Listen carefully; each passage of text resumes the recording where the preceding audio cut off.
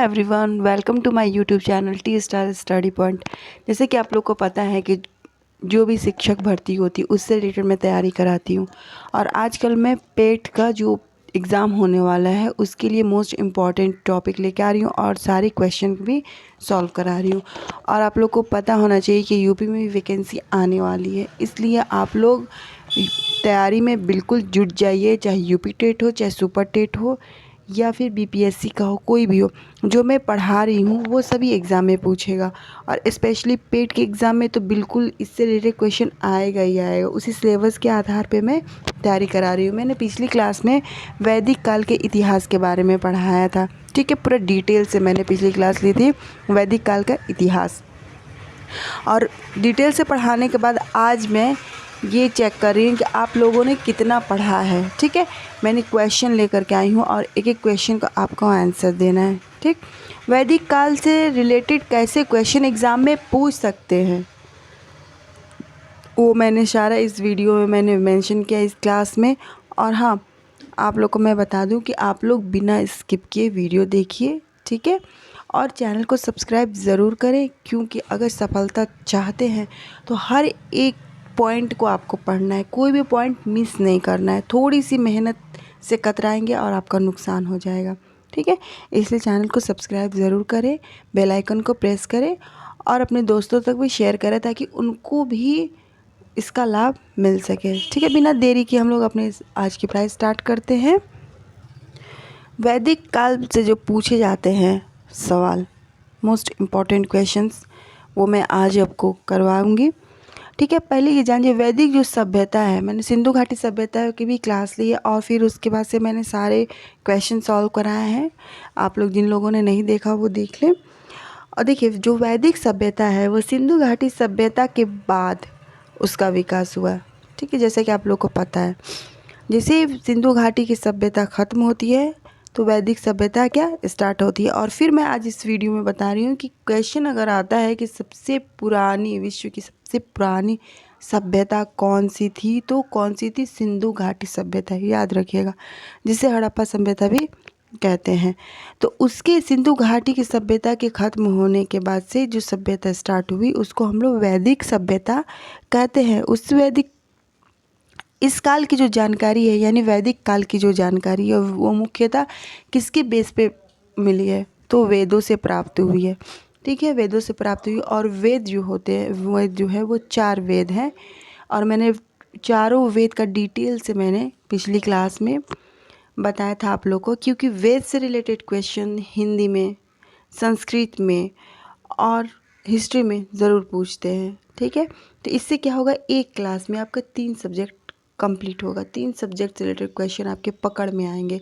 इसलिए आप लोगों ने, जिन लोगों ने नहीं देखा है वीडियो, वो लोग देख ले और चैनल को सब्सक्राइब ज़रूर करें, क्योंकि मैं मोस्ट इंपॉर्टेंट क्वेश्चन लेकर के इसमें मेंशन करती हूँ ताकि आपका कोई भी टॉपिक छूटे ना, ठीक है। ये जो पहला क्वेश्चन है कि आर्य शब्द का शाब्दिक अर्थ क्या है, तो आपको बता दूं कि जो वैदिक सभ्यता है वो आर्यों की सभ्यता भी कहलाती है, क्योंकि आर्य लोग जो है जब आए थे, जिस सभ्यता को उन्होंने स्टार्ट किया था, उसी सभ्यता को क्या कहते हैं? वैदिक सभ्यता कहते हैं। तो ये जानिए आर्य शब्द का शाब्दिक अर्थ क्या है। यहाँ क्वेश्चन ये पूछ रहा है कि शाब्दिक अर्थ क्या होता है आर्य का। तो आर्य का शाब्दिक अर्थ होता है श्रेष्ठ या कुलीन, याद रखिएगा।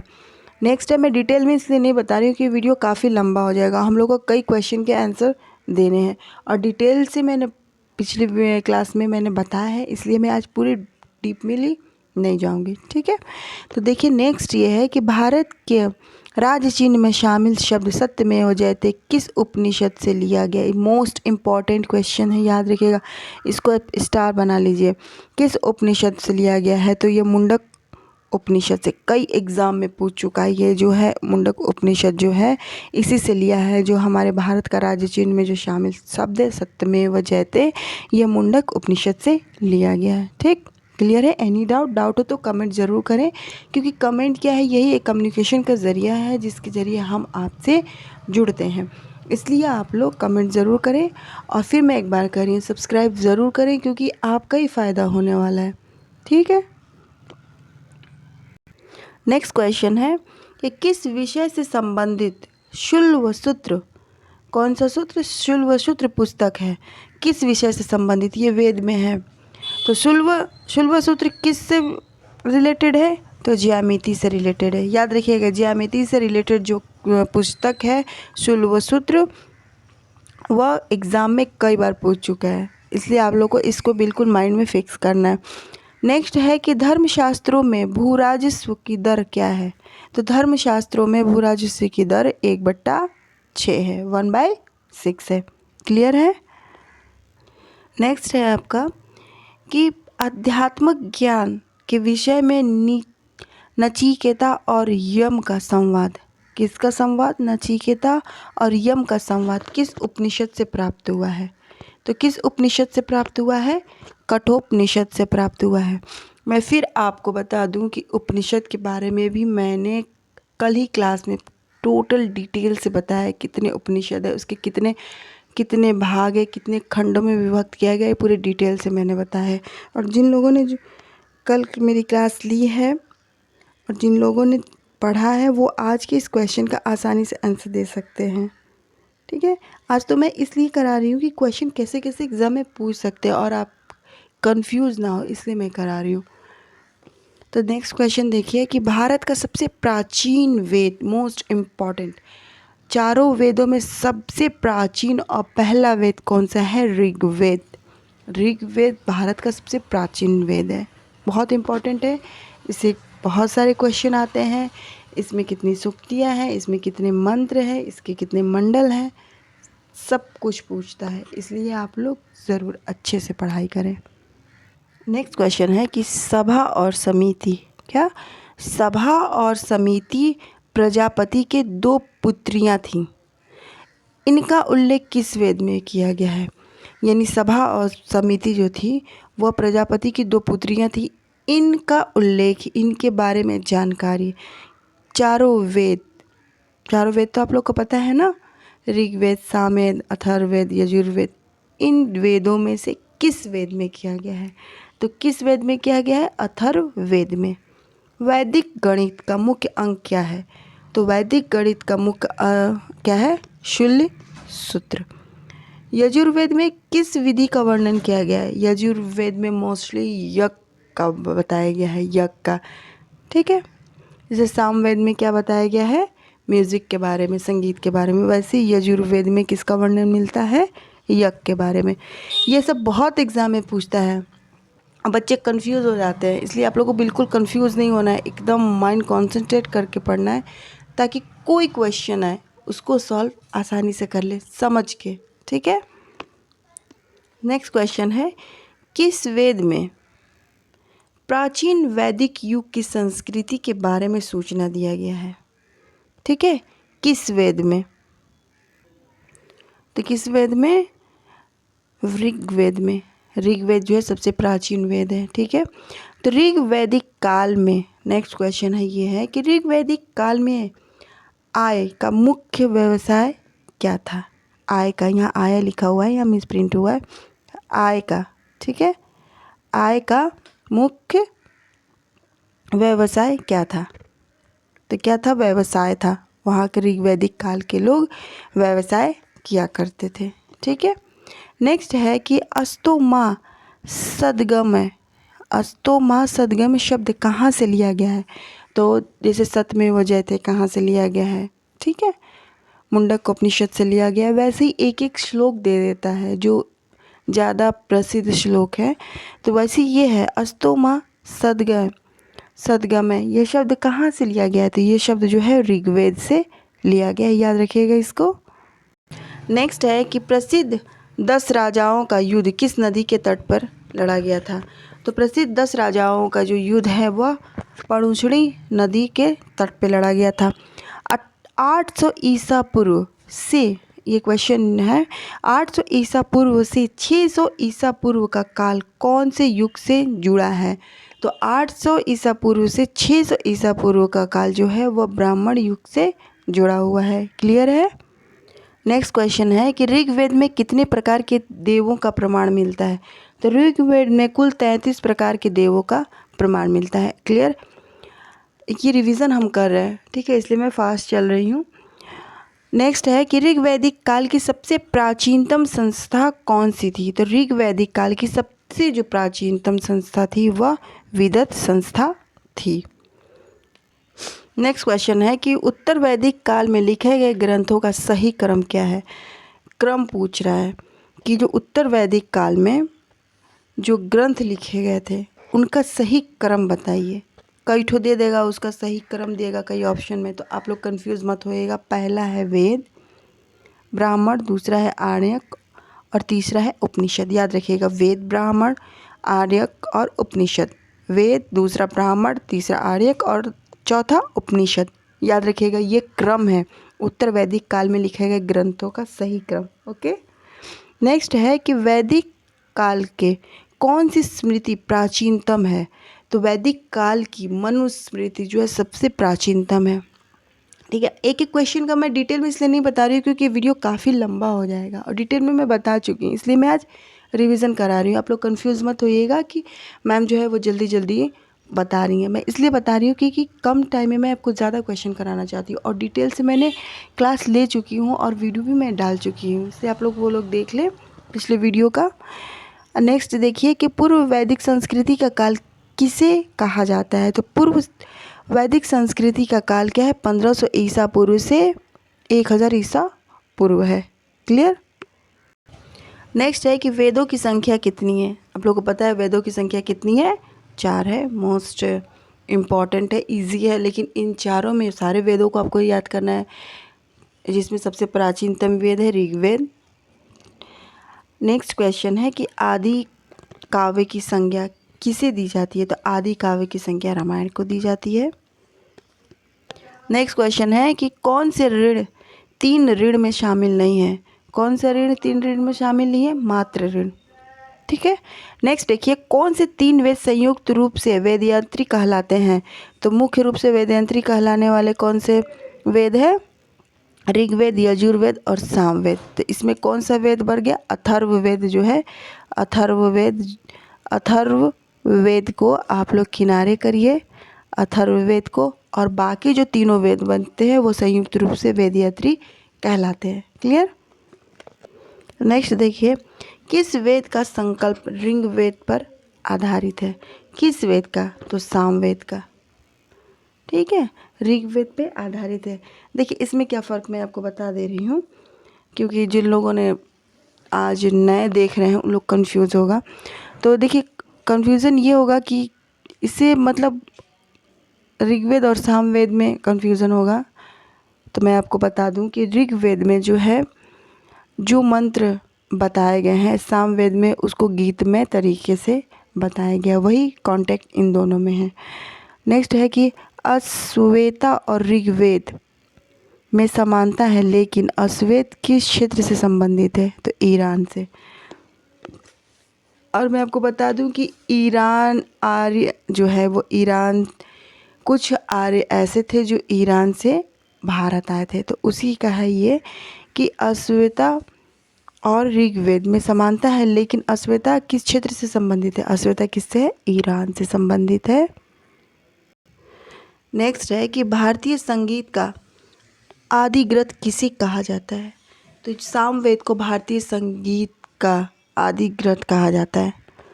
ओके, जैसे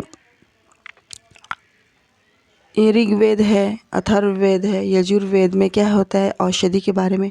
वैसे ही सामवेद में क्या है? संगीत के बारे में बताया गया। इसमें जितने भी जो मंत्र है वो गीत के रूप में लिखे गए हैं। क्लियर है। तो सामवेद का संबंध संगीत से, ये याद रखिएगा, क्लियर हो जाएगा, कोई डाउट नहीं रहेगा। नेक्स्ट है कि विश्व के प्रथम प्रमाणित ग्रंथ कौन कौन से हैं? तो विश्व के प्रथम प्रमाणित ग्रंथ क्या है? ये चारों जो वेद हैं, ऋग्वेद, सामवेद, यजुर्वेद और अथर्ववेद है। ठीक है, याद रखिएगा उसको। दिमाग में बस इतना बैठा लीजिए, वैदिक सभ्यता से रिलेटेड क्वेश्चन पूछता है तो आपको वेदों के बारे में जानकारी होनी चाहिए, क्योंकि वेदों के बेस पे ही वैदिक सभ्यता है। वैदिक सभ्यता के जितने प्रमाण मिले वे वेदों से, उसमें वेदों में लिखे हुए मिले हैं, इसलिए उसका बेस क्या है? वेद है। और चारों वेद के बारे में आप लोग जानकारी रखिए। आप लोग को हिंदी, संस्कृत और हिस्ट्री तीनों में आप लोग को सहायता मिलेगी, इसलिए वेदों को पढ़ना बहुत ज़रूरी है। इससे क्वेश्चन सॉल्व करना बहुत ज़रूरी है क्योंकि ज़रूर आएंगे एग्ज़ाम में। ठीक है, देखिए नेक्स्ट क्या है कि पुराणों की संख्या कितनी है। तो पुराणों की संख्या याद रखिएगा 18 है। नेक्स्ट है उपनिषद पुस्तकें किस पे आधारित होते हैं। तो उपनिषद जो पुस्तकें होते हैं वो दर्शन पे आधारित होते हैं। नेक्स्ट क्वेश्चन है कि ऋग्वेद में सबसे पवित्र नदी, ऋग्वेद में सबसे पवित्र नदी किसे माना गया है। तो ऋग्वेद में सबसे पवित्र नदी सरस्वती नदी को माना गया है। भारतीय इतिहास के प्रथम विधि निर्माता कौन है। क्वेश्चन को पहले समझा जाता है, क्वेश्चन कह क्या रहा है। इस क्वेश्चन में यह है कि प्रथम विधि निर्माता कौन है। तो कौन है, मनु। नेक्स्ट है कि आर्य भारत में बाहर से आए और सर्वप्रथम कहाँ बसे थे। आर्य जो है वो भारत में बाहर से आए, ठीक है, और वो बसे कहाँ थे। सबसे पहले उन्होंने क्या, जो वन है उसको काटा, ठीक है, वहाँ पे उन्होंने गांव बसाए सबसे पहले पंजाब में, उसके बाद से उत्तर प्रदेश में, दक्षिण भारत में, ये सब में वो फैल गए। तो यहाँ क्वेश्चन ये कह रहा है कि सबसे पहले भारत में कहाँ बसे थे। सबसे पहले पंजाब में बसे थे आर्य। नेक्स्ट है कि योग दर्शन से कौन प्रतिपादक है। योग दर्शन से कौन प्रतिपादक है, यानी योग दर्शन को किसने प्रतिपादित किया था। तो योग दर्शन एग्ज़ाम में देखिए कई बार पूछा है, पतंजलि से रिलेटेड, ठीक है। तो इससे पतंजलि, योग दर्शन समझिए ये पतंजलि पूछ रहा है, पतंजलि इसका आंसर होगा। नेक्स्ट है कि गोत्र व्यवस्था प्रचलन में कब आई थी। तो जो गोत्र व्यवस्था है जो आज भी प्रचलित है वह वैदिक काल से ही उसका प्रारंभ हो गया था। वैदिक काल से ही ये जो गोत्र प्रथा है, व्यवस्था है, वो आई है। तो कब से आई है, वह गोत्र व्यवस्था का प्रचलन कब से हुआ है बताइए, वैदिक काल से। नेक्स्ट है कि पूर्व वैदिक आर्यों का प्रमुख धर्म क्या था। तो पूर्व वैदिक आर्यों का प्रमुख धर्म क्या था, प्रकृति की पूजा और यज्ञ। वो प्रकृति की पूजा करते थे, ठीक है, यज्ञ करते थे। नेक्स्ट है कि कृष्ण भक्ति का प्रथम और प्रधान ग्रंथ क्या है। तो कृष्ण भक्ति का प्रथम और प्रधान ग्रंथ मोस्टली सभी लोग को पता ही होगा, जिन लोगों को नहीं पता वो जान जाए कि श्री भगवत गीता। ओके, इसमें इजी क्वेश्चन इसलिए थोड़ा मेंशन करती हूँ क्योंकि वो चीज़ आपके नज़र में रहे, दिमाग में रहे कि ऐसे भी क्वेश्चन पूछ सकते हैं, उसको आसान समझ के आप लोग स्किप ना करें। और हाँ, वीडियो को बिना स्किप किए देखें, एक एक क्वेश्चन जो है इम्पॉर्टेंट है और बहुत मेहनत लगता है एक एक क्वेश्चन को छांट करके एक क्लास में लेना, एक वीडियो में इसको रखना, इसलिए आप लोग चैनल को ज़रूर सब्सक्राइब करें।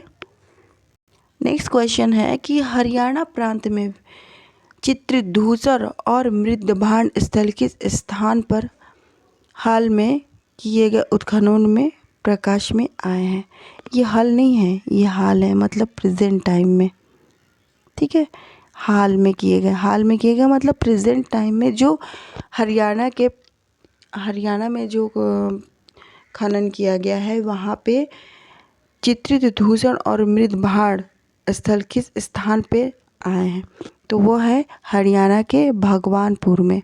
भगवानपुर में जब खनन किया गया था, उसकी खुदाई की गई थी तो मिला था, ठीक है। नेक्स्ट है कि ऋग्वेद में संपत्ति का प्रमुख रूप क्या था। तो ऋग्वेद में संपत्ति का प्रमुख रूप था गोधन। ओके, नेक्स्ट है कि ऋग्वेद में कितने सूक्त हैं।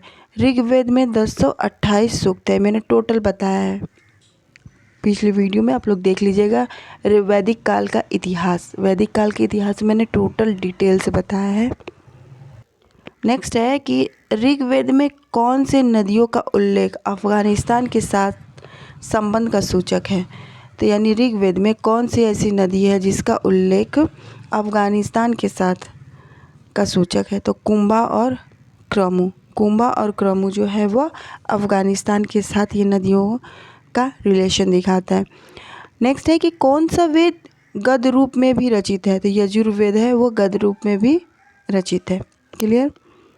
नेक्स्ट है कि गायत्री मंत्र की रचना किसके द्वारा किया गया था। तो गायत्री मंत्र की रचना, जो गायत्री मंत्र हम लोग पढ़ते हैं उसकी रचना किसके द्वारा किया गया था, विश्वामित्र के द्वारा किया गया था। ऋग्वेद की किस मंडल में ऋग्वेद, क्वेश्चन समझिए, ऋग्वेद के किस मंडल में शूद्र का उल्लेख पहली बार किया गया था? तो ऋग्वेद के 10वें मंडल में शूद्र का उल्लेख पहली बार किया गया था। याद रखिएगा 10वें मंडल। ऋग्वेद में अग्नय शब्द का प्रयोग, ये जो शब्द है, ये जो श्लोक है, जो ज़्यादा फेमस है, ज़्यादा प्रसिद्ध है, लोग जानते हैं, तो इसलिए इसको मैं इसमें मेंशन की हूँ कि उससे क्वेश्चन आ जाते हैं। जैसे सत्यमेव जयते, जैसे अग्नि शब्द, ये इसका प्रयोग किसके लिए किया गया है ऋग्वेद में? तो अग्नि शब्द का प्रयोग याद रखिएगा गाय के लिए किया गया है। ठीक है। नेक्स्ट है कि प्राचीनतम विवाह संस्कार का वर्णन करने वाला विवाह सूक्त किस में पाया गया है? तो ऋग्वेद में पाया गया है, क्योंकि ऋग्वेद में बहुत सारे मंत्र हैं। ठीक है ना। नेक्स्ट क्वेश्चन है कि वैदिक धर्म में किसकी स्मृति के लिए उपासना की जाती थी? तो वैदिक धर्म में प्रकृति की उपासना की जाती थी, प्रकृति की पूजा करते थे वैदिक धर्म के लोग। नेक्स्ट है कि किस देवता के लिए ऋग्वेद ऋग्वेद में पुरंदर शब्द का प्रयोग किया गया है? तो इंद्र देवता के लिए ऋग्वेद में पुरंदर शब्द का प्रयोग किया गया है। किस देवता के लिए? इंद्र देवता के लिए। नेक्स्ट क्वेश्चन है कि मनुस्मृति किससे संबंधित है? तो जो मनुस्मृति है वो सब संबंधित है समाज के व्यवस्था से संबंधित है। याद रखिएगा मनुस्मृति किससे संबंधित है? समाज व्यवस्था से संबंधित है। नेक्स्ट है कि ये क्वेश्चन है, नंबर मिस हो गया है। तो क्वेश्चन है कि जल या समुद्र का देवता किसे माना जाता है? तो जल या समुद्र का देवता याद रखिएगा वरुण को माना जाता है। वरुण को ही जल या समुद्र का देवता माना जाता है। नेक्स्ट और आखिरी क्वेश्चन है कि ऋग्वेद का कौन सा मंडल सोम को समर्पित है? इट्स मोस्ट इम्पॉर्टेंट, या इसको स्टार बना लीजिए, कई बार एग्जाम में पूछ रहा है कि ऋग्वेद का कौन सा मंडल सोम को समर्पित है? तो ऋग्वेद का जो 9वां मंडल है, ऋग्वेद में 10 मंडल है, याद रखिएगा ऋग्वेद में 10 मंडल है। कौन सा 9वां मंडल है वो क्या है? सोम को समर्पित है। ठीक है। जिन लोगों ने चैनल सब्सक्राइब नहीं किया, सब्सक्राइब कर ले। फिर मिलते हैं नेक्स्ट वीडियो में, तब तक के लिए जय हिंद, गुड बाय।